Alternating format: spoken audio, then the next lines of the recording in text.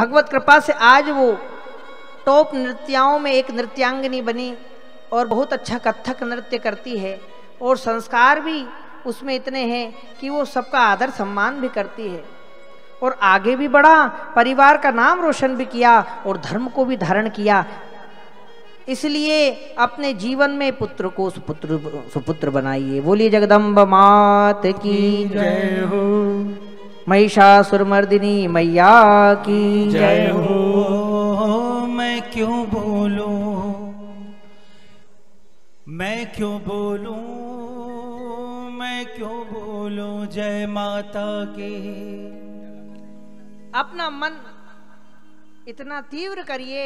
मैंने कहा 4 अक्षर जो सब कुछ दे देता है, इसलिए हम लोग अगर भगवती की उपासना किसी भी प्रकार से करेंगे तब भी वो जरूर स्वीकार करेगी। इसलिए अपने मन को पहले लगाओ।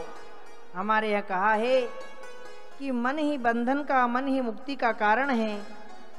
इसलिए भक्ति में मन को तीव्रता लानी चाहिए। अन्ये तो वेवम जानन्तः श्रुत्वान्येभ्युपासते ते पिचाति तरन्त्येवो मृत्युम श्रुति परायणः। इसलिए अपने मन को पहले लगाओ, शरीर भले ही बाद में लगे। हमको कथा में आना है तो हमारा विचार पहले ही तीव्र हो जाना चाहिए कि नहीं, हमको कथा में पहुंचना है।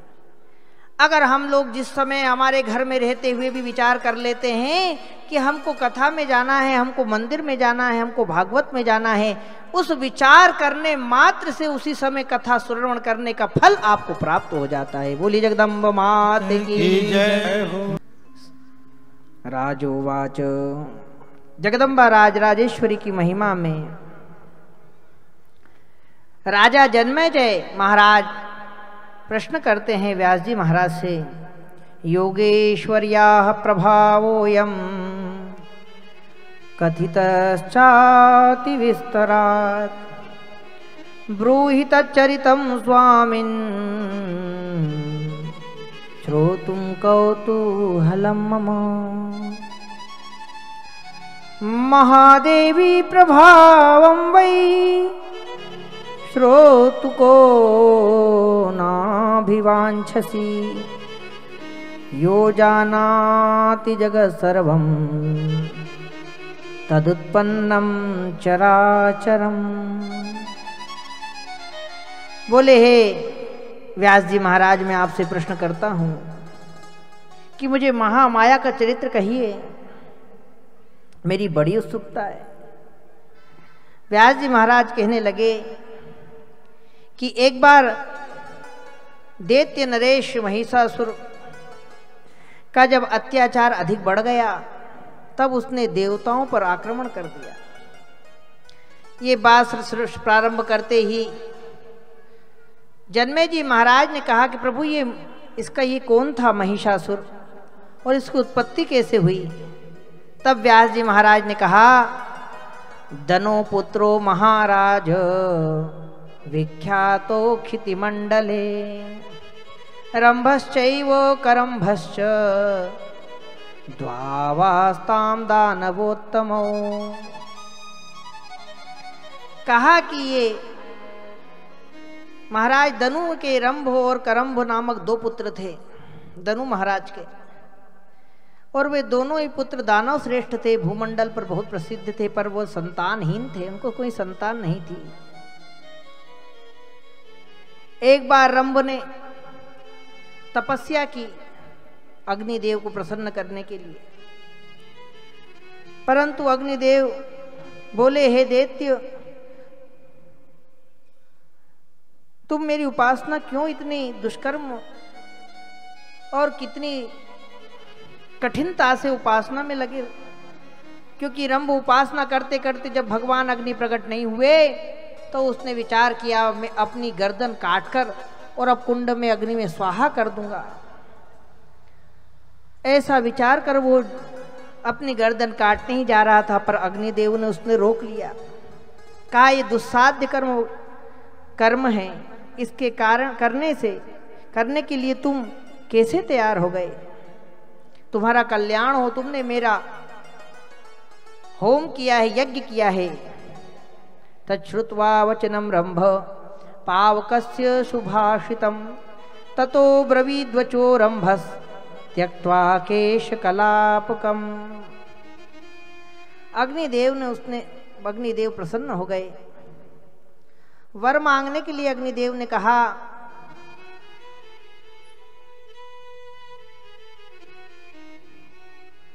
तो उसकी सारी अभिलाषाएं अग्निदेव ने पूरी की, क्योंकि उसने उनसे वर मांगा कि मुझे तीनों लोकों पर विजय प्राप्त करना है, तथा शत्रु सेना का विनाश करने वाला मुझे ऐसा पुत्र हो कि वो देवता, दानव, मनुष्य सभी को पराजित कर दे, सर्वत्र उसकी विजय हो, वो महापराक्रमी अपनी इच्छा के अनुसार रूप धारण कर सकता हो, ऐसा मुझे पुत्र दीजिए।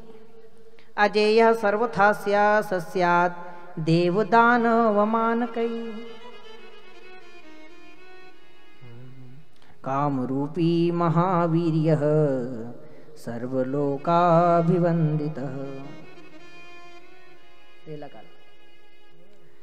पावकस्तं तथेत्याह भविष्यति तवेप्सितं पुत्रस्तव महाभाग मरणाद्विरमाधुना।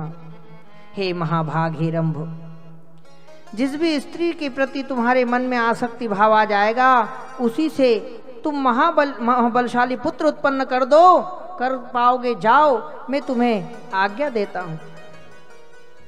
जैसे ही अग्निदेव ने उस रंभ नामक दैत्य को आशीर्वाद दिया, तो धनुपुत्र रंभ इस आशीर्वाद से बहुत प्रसन्न हुए। आगे व्यास जी कहने लगे, त्युक्त्वा वन्निना रंभो वचनम चित्तरंजनम। हे राजन, अग्निदेव के वरदान पाते ही वो रंभ ऐसे स्थान पर गया, रमणीक पर्वत पर जो यक्षों से घिरा हुआ था, वहां पर उसको एक रूपमती मदमत्त एक महिषी दिखी उसको। महिषी मतलब वो भैंसा का रूप रखी हुई एक महिषी दिखी। अब उस दानव श्रेष्ठ ने किसी अन्य स्त्री को छोड़कर उसी महिषी पर वो आसक्त हो गया। राक्षस बुद्धि थी, देव बुद्धि तो थी नहीं, उसकी राक्षस बुद्धि थी। ऐसे पर्वत पर जो यक्षों से घिरा था, यक्षराज वहां रहते थे,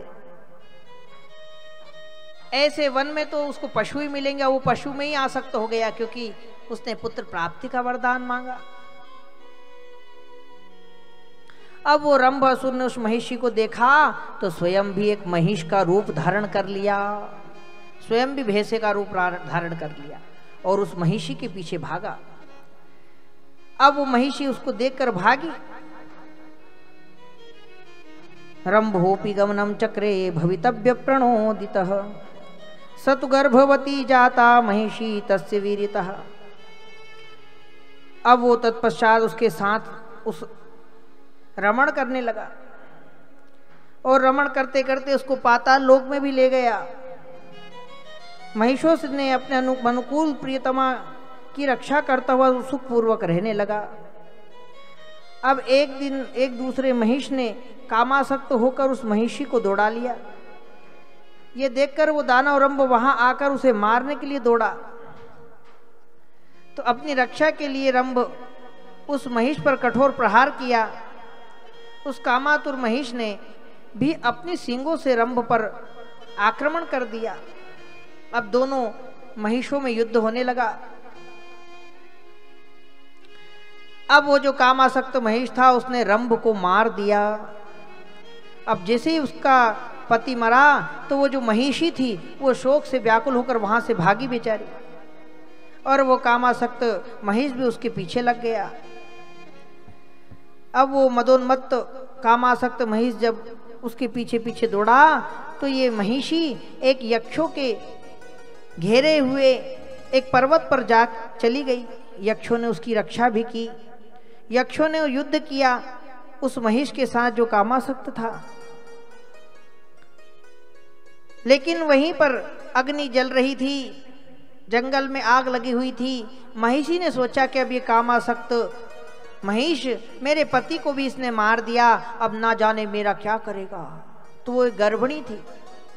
उस गर्भिणी महिषी उस अग्नि जंगल में प्रवेश कर गई रुदती सा भृशं दीना दृष्ट्वा यक्षैर्भयातुरा धावमानं च तं वीक्ष्य यक्षास्त्रातुं समाययुः। महिष के साथ यक्षों का विकराल युद्ध हुआ। वो महिष शीघ्र ही भूमि पर गिर पड़ा। यक्षों ने उस परम प्रिय मृत रंभ को लाकर उसकी देह को शुद्ध करके उसको चिता में रखा जिसमें वो महिषी चली गई थी। उसी अग्नि में उन्होंने रंभ को भी जला दिया। वो दोनों पति पत्नी उस आग में जलने, उस अग्नि में जली रहे। उन्हीं विशाल किरणों में लपटों में से उन दोनों के अंश से उत्पन्न हुआ एक विशाल, जिसमें महाबली और चिता के मध्य में से एक पुरुष प्रकट हो गया। बोली जगदम्ब मात की जय। वो रंभ भी चिता के मध्य भाग से निकल पड़ा और रक्तबीज तथा महान बलशाली महिषासुर उत्पन्न हो गए। बोली जगदम्ब मात की जय। वो दो असुर, उसको दो पुत्र वहां से उत्पन्न हुए। ऐसे रंभ के ये दो जो पुत्र हुए, दोनों वहां से जब उत्पन्न हुए तो जो असुर नरेश थे उन लोगों ने उनको पाताल का राजा बना दिया। अब पाताल का राजा बनाया तो उसके पिता की जो तपस्या थी, हमारी श्री रामचरितमानस भी कहती है, बाढ़हि पूत पिता के धर्मा। अगर पिता धर्मात्मा होता है तो पुत्र अपने आप आगे बढ़ते हैं, और कभी कभी पिता के अधर्म के कारण भी पुत्रों की उन्नति नहीं होती। इसलिए स्वयं भी धर्म करो और अपने पुत्र को भी संस्कार जो देता है उसके पुत्र कभी पीछे मुड़कर नहीं देखते। इसलिए जीवन में बच्चों को भी धर्म सिखाइए और स्वयं भी धर्म करिए। हमारे यहाँ आचार्य कहते हैं, स्वयं आचनोति तस्य आचरण कार्यति स आचार्य। जो स्वयं पहले आचरण करके दिखावे और फिर दूसरों को सिखावे उसी को आचार्य कहते हैं। ऐसे ही आप भी आचार्य हो घर के।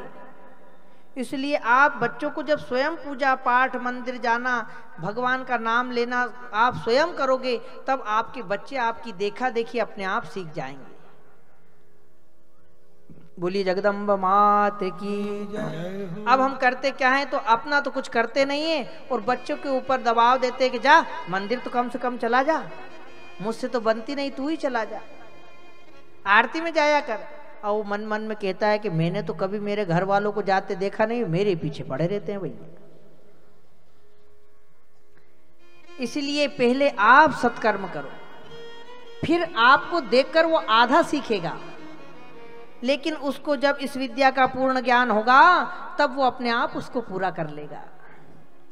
इसलिए बच्चों को सिखाना नहीं पड़ता, बच्चों में अपने परिवार के संस्कार देखकर ही आ जाते हैं, संगति के कारण। इसलिए आप स्वयं पहले सत्संग करिए। न रोधयति माम योगो न सांख्यम धर्म एव च न स्वाध्यायस्तपस्त्यागो नेष्टापूर्तम न दक्षिणा।